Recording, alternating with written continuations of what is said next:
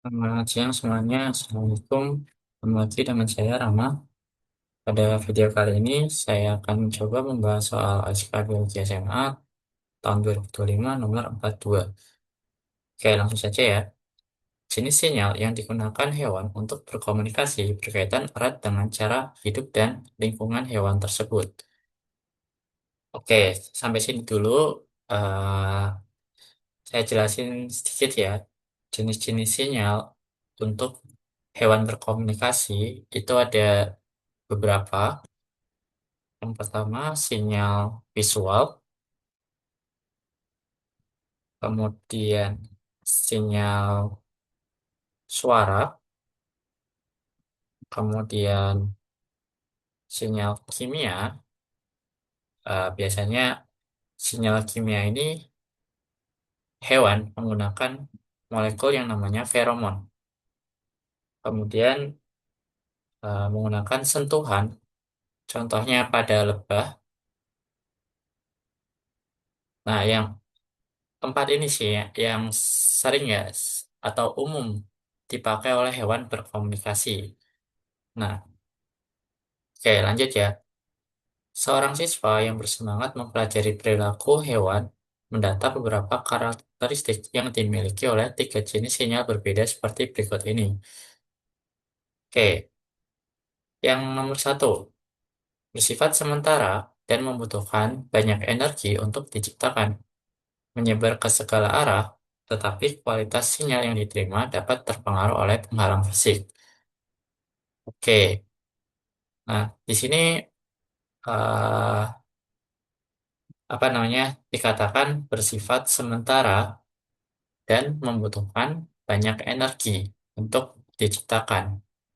Nah, dari misal keempat pilihan ini, visual, suara, kimia, atau sentuhan, kira-kira mana ya yang bersifat sementara dan membutuhkan banyak energi untuk diciptakan?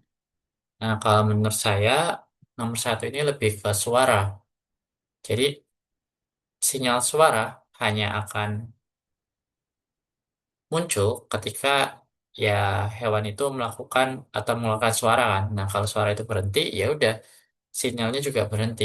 Nah, itu kan berarti bersifat sementara. Kemudian membutuhkan banyak energi, ya suara membutuhkan banyak energi ya, karena melibatkan kontraksi otot kan, misalkan menggunakan kontraksi pita suara, atau kalau pada jangkrik, eh, mungkin menggunakan bagian tubuh lainnya, kayak gitu, untuk digetarkan ya, kontraksi otot yang sangat cepat gitu, jadi membutuhkan banyak energi. Kemudian menyebar ke segala arah. Oke, suara kan menyebar ke segala arah, tetapi kualitas sinyal yang diterima dapat terpengaruh oleh penghalang fisik. Nah, sebenarnya suara itu lebih apa ya?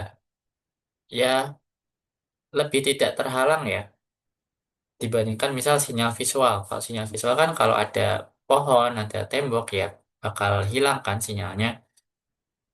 Nah, kalau suara kan enggak. Misalkan di hutan, sinyal suara itu kan masih bisa terdengar kan.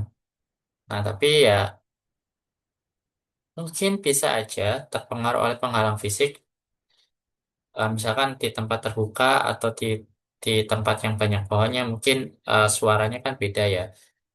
Yang di tempat terbuka lebih lebih apa namanya lebih terdengar gitu. Walaupun sebenarnya sih ya tidak terhalangi seperti sinyal visual ya. Tapi oke lah, nomor satu ini kita kemungkinan suara ya, sinyal suara. Kemudian nomor dua, long lasting tanpa perlu banyak energi untuk mempertahankannya, menyebar secara lambat, sulit dicari sumbernya. Nah, long lasting ini kemungkinan molekul kimia ya. Molekul kimia kan bisa bertahan lama kan, tanpa perlu banyak energi untuk mempertahankannya. Jadi, ketika seekor hewan itu sudah mengeluarkan molekul kimia, ya udah, molekul kimia itu kan bisa ditinggal kan. Hewannya bisa pergi ke tempat lain, senyawa kimianya masih ada gitu. Seperti contoh ketika kalian menggunakan parfum, eh menggunakan parfum satu kali, semprot satu kali, tapi kan eh, baunya mungkin bisa bertahan beberapa jam ke depan kan. Nah, berarti ini sinyal kimia ya.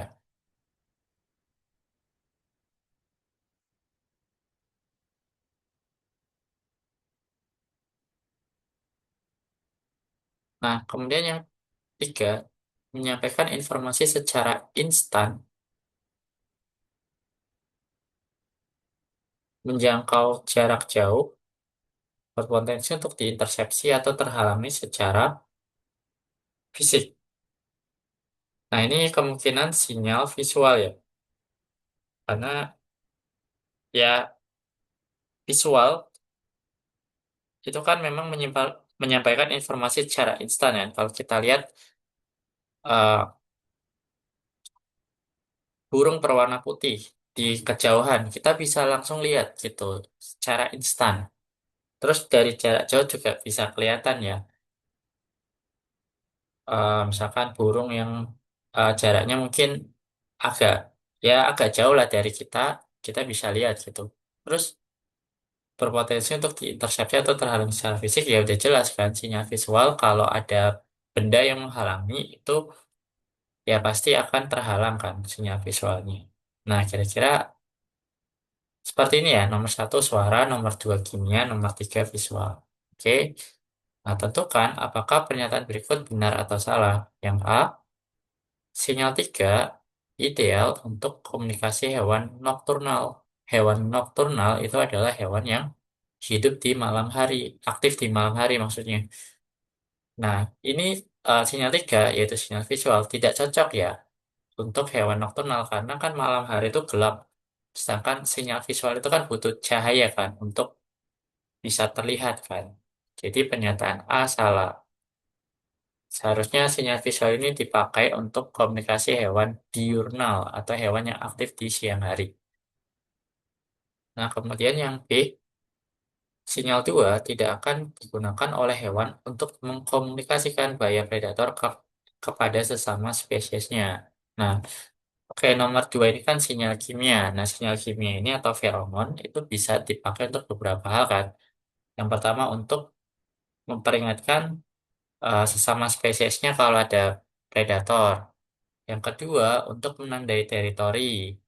Yang ketiga, untuk sinyal kawin.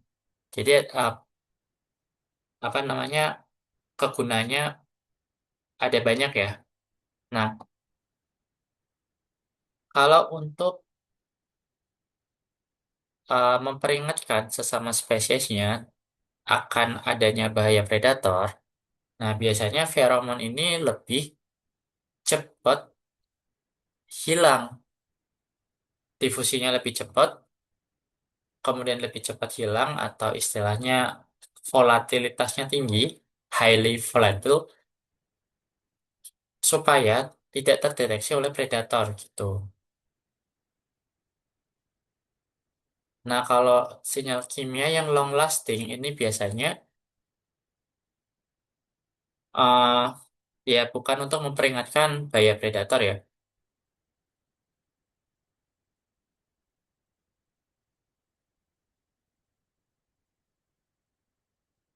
Jadi pernyataan nomor yang B ini benar ya, tidak akan digunakan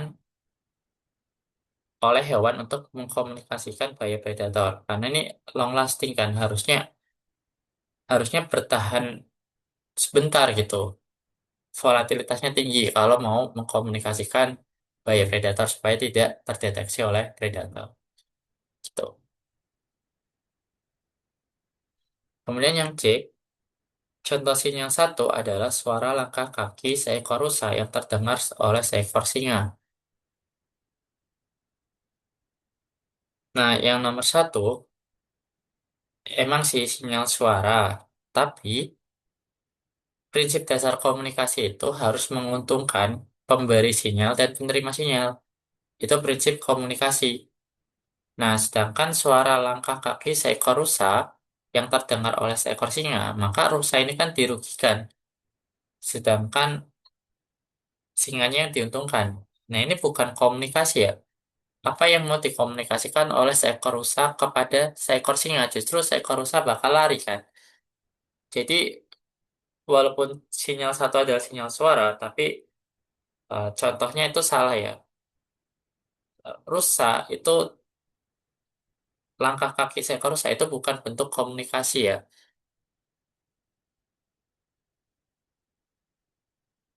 Bukan bentuk komunikasi kepada seekor singa gitu. Jadi pernyataan C salah. Oke. Kemudian yang D, pola suara yang ditunjukkan spektrogram berikut lebih mungkin berfungsi sebagai sinyal bahaya dibandingkan nyanyian kawin. Nah, jadi sinyal suara itu walaupun apa namanya bagus dalam hal menjangkau jarak jauh, kemudian nggak harus di siang hari, di malam hari juga bisa, tapi ada kerugiannya. Ketika hewan menggunakan sinyal suara, maka kerugiannya adalah bisa dideteksi oleh predator. Nah, jadi eh, gimana caranya apa namanya sinyal alarm call ini, sinyal bahaya ini supaya tidak terdeteksi oleh predator gitu. Nah, jadi bisa beberapa beberapa cara ya supaya sinyal alarm call ini tidak menarik terlalu apa ya terlalu menarik predator gitu. Nah, salah satunya adalah durasinya. Kalau kita lihat di sini, durasi pola suara ini agak panjang ya, sekitar lebih dari 10 second, lebih dari 10 detik. Nah, ini kemungkinan nggak cocok ya, nggak cocok sebagai sinyal bahaya atau alarm call gitu. Karena ya keburu terdeteksi kan sama predator, keburu predator itu datang gitu. Jadi lebih baik durasinya itu yang cepat gitu. Kalau mau berfungsi sebagai sinyal bahaya. Nah, jadi pernyataan D eh, ini lebih cocok jadi nyanyian kawin ya, walaupun sebenarnya nyanyian kawin itu umumnya lebih harmonik ya, jadi frekuensinya lebih naik turun gitu.